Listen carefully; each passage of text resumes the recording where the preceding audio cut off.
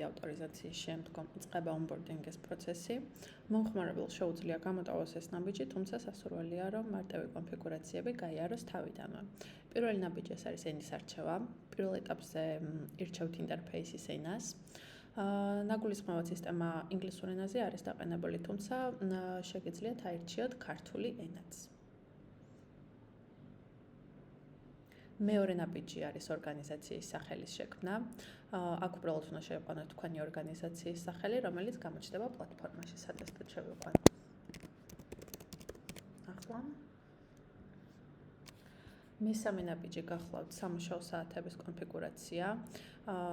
აქ ამ გვერდზე შესაძლებელი არის რომ დააყენოთ თქვენი კომპანიის სამუშაო საათები და ამ ინფორმაციას გამოიყენებთ შიდა მართვისთვის და გუნდის ორგანიზებისთვის. შეგიძლიათ ჩეკბოქსით უბრალოდ გათიშოთ ორშაბათი დღე ან ნებისმიერი კვირის დღე.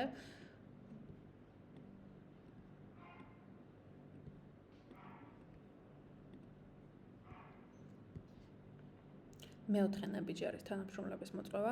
ამ ეტაპზე შეგიძლიათ თქვენი გუნდის წევრები მოიწვიოთ პლატფორმაში სამუშაოდ. ამისათვის უნდა შევიყვანოთ მათი ელპოსტა და უნდა გაუგზავნოთ მოწვევა.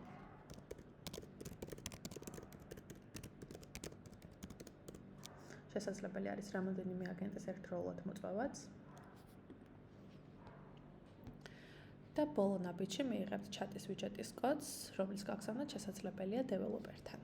ახლა უბრალოდ ამ ნაბიჯს გამოვტოვებ მე.